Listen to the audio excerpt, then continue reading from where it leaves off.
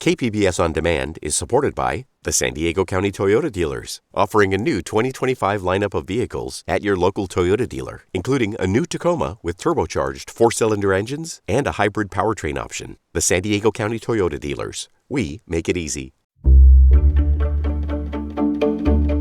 Good morning, I'm Teppy Cruz. It's Monday, December 16th. The Senate passes a bill to restore tribal lands in San Diego County. More on that next. But first, let's do the headlines.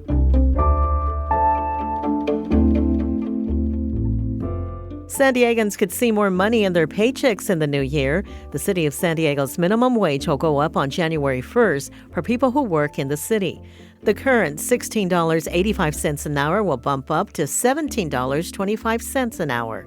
The change is in accordance with the city's earned sick leave and minimum wage ordinance that was approved in 2016. Flu cases continue to increase across San Diego. Last week, the county reported 761 flu cases, up from 468 cases the week before. That week-to-week increase was the biggest so far this flu season. County public health doctors are reminding San Diegans to take care of themselves and loved ones this holiday season. They're recommending a few different steps to reduce exposure to the virus, such as opening windows or using air filters, getting the flu vaccine, and washing your hands. San Diego will maintain sunny but cool weather for the start of this week. The National Weather Service expects a high of 67 today. In the mountain areas, temps will reach a high of 61 degrees. Desert temperatures will top out at 75 degrees. If you did not get the chance to ride the king tide waves over the weekend, big swells will continue to hit our coasts this morning. The National Oceanic and Atmospheric Administration reports the waves are expected to taper off over the course of the week. From KPBS, you're listening to San Diego News Now. Stay with me for more of the local news you need. KPBS On Demand is supported by Fleet Science Center's newest exhibit, Survival of the Slowest. See firsthand how nature's smallest, slowest, and weakest creatures can not only survive, but thrive in the wild. Open May 24th through September 1st. Learn more at fleetscience.org.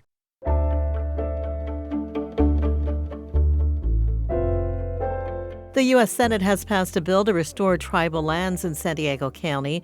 The bill would put 172 acres owned by the Jamul Indian Village into trust. Putting land into trust makes the tribe eligible for certain federal programs and services, including some tax credits and land use exemptions. The tribe hopes to build housing, a health clinic, a child care center, and other resources there. Democratic Senator Alex Padilla spoke on the Senate floor after the bill's passage last week. By establishing this land in federal trust, the United States government is now fulfilling our obligation to the Jamul people and returning their tribal members back to their permanent and proper homeland. The bill now moves to the House, where Republican Representative Darrell Issa leads a companion bill. San Diego voters shot down Measure E. The results show a distinct divide among the city's neighborhoods. iNewsSource editor Jennifer Bowman has more. City leaders said Measure E would help pay for much-needed infrastructure projects. Their pitch wasn't enough. Voters rejected the 1-cent sales tax increase by less than a percentage point. But the results show support is largely divided by Interstate 8. Opponents were in areas to the north, while the strongest support came from southeast San Diego, where an aging sewer system devastated homes during the January floods. Measure E would have also helped pay for general services. Now, the city is facing a $250 million deficit and possibly budget shortfalls beyond that. For KPBS, I'm iNewsSource editor Jennifer Bowman. iNewsSource is an independently funded nonprofit partner of KPBS. Last week, San Diego Mayor Todd Gloria announced he was halting the effort to redevelop the 6 blocks around City Hall. Voice of San Diego CEO Scott Lewis explains how we got here. The news that Mayor Todd Gloria was ending efforts to draw up a master vision for the city's civic core surprised the Downtown Partnership and Prebys Foundation.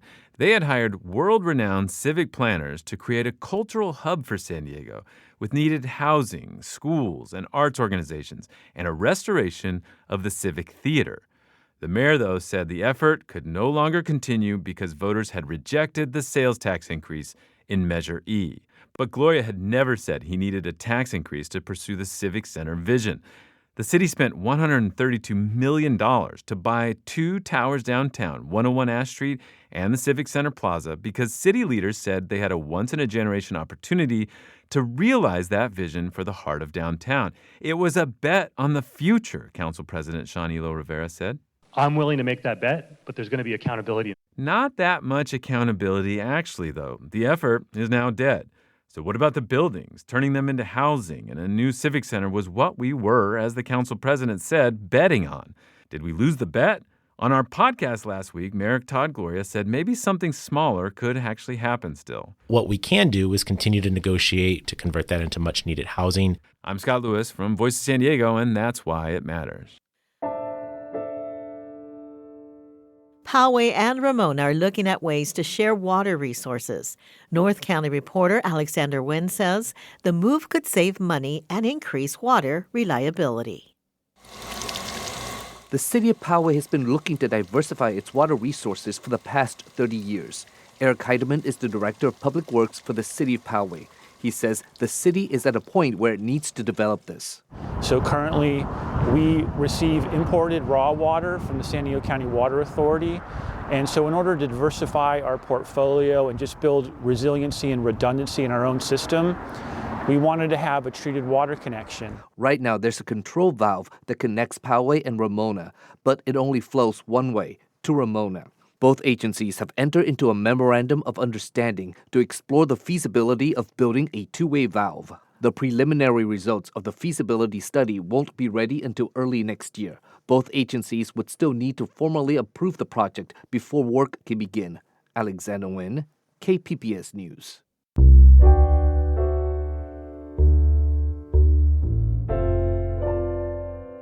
There's a graveyard in Del Mar that's a monument to a historic Latino neighborhood called La Colonia de Eden Gardens. It's the place where they buried their dead. Now they are using technology to get a better idea of who made it their final resting place. SciTech reporter Thomas Fudge has the story. It's down a hill from St. Teresa's Church in Del Mar, just north of Highway 56. A plot of land that was used and then forgotten for a very long time. Joe Beltran is 96 years old, and he remembers it from when he was growing up in La Colonia de Eden Gardens. Years back, when people died, this is where we came to bury them, you know. And after that, for a long time, nobody took care of this place.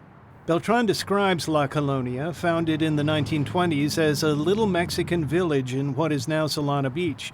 The overgrowth that consumed the forgotten graveyard caught the eye of Armand Olvera, a member of St. Teresa Church and the Knights of Columbus, about 20 years ago. The brush and everything was anywhere from 4 to 6 feet high, so you couldn't see anything in here. So as I came down the hill and I was walking through the cemetery, I tripped on one of the grave sites. And that was when a small community began to come together to clean up the cemetery and try to find out who was buried there. Joe Beltran has found grave sites here of his uncles and his great-grandmother. He first visited the place about 10 years ago when he came with his son Michael, who remembers that day. My dad calls me over and says, I found my great-grandmother. And so that kind of, touched my heart and his. I could see the expression on his face. So at that point, we kind of made it our duty to try to do something about this cemetery. In the meantime, some of the history has been unearthed. Olvera says he found records at St. James Parish that indicated 83 people were buried here. So far, he says volunteers have found 57 grave sites, many of them unnamed. And the search is not complete because now they're looking underground.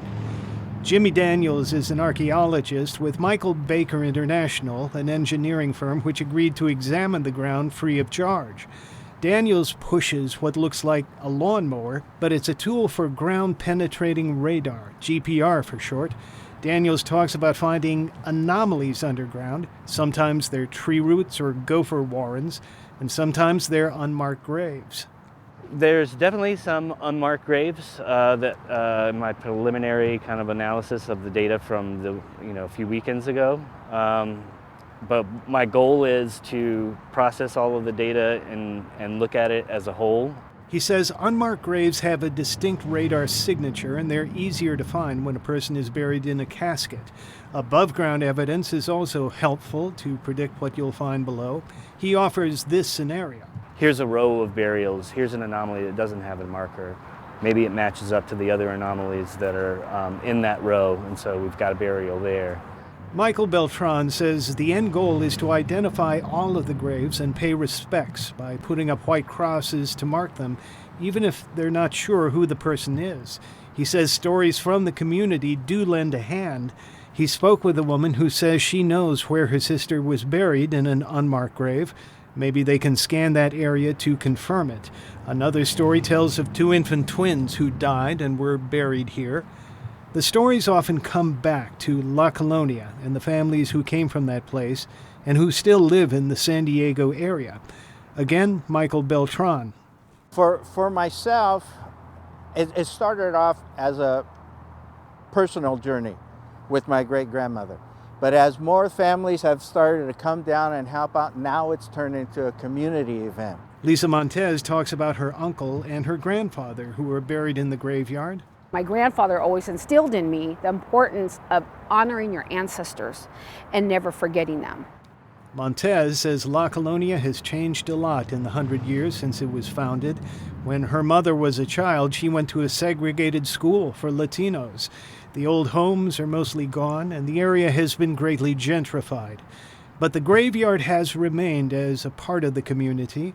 It's a place where people can remember the past and maybe even find a gravesite that holds a member of the family. Thomas Fudge, KPBS News. The U.S. Fish and Wildlife Service has proposed adding the monarch butterfly to the threatened species list. Military reporter Andrew Dyer visited Camp Pendleton, where the Marines say they have an important role to play in saving the species. Officials from the Fish and Wildlife Service are at Camp Pendleton to announce a plan with the Pentagon to conserve monarch butterflies. Nicole Alt is the director of the Center for Pollinator Conservation at the Fish and Wildlife Service. She says Camp Pendleton is one place monarchs spend the winter. There are historic overwintering sites, whether they're currently active or have been active in the past. Base Commander Brigadier General Nick Brown says they have the staff to manage conservation efforts. Birds, reptiles, mammals. So there's a long list of protected species here on Camp Pendleton that our environmentalists work to preserve every day. The service says the number of western monarchs that migrate to California have declined more than 95% since the 1980s and have a 99% chance of extinction by 2080. Andrew Dyer, KPBS News. That's it for the podcast today. As always, you can find more San Diego news online at kpbs.org. For your next listen, make sure to check out the Midday Edition podcast this afternoon. Today's show is on motherhood and mental health. I'm Debbie Cruz. Thanks for listening, and have a great Monday.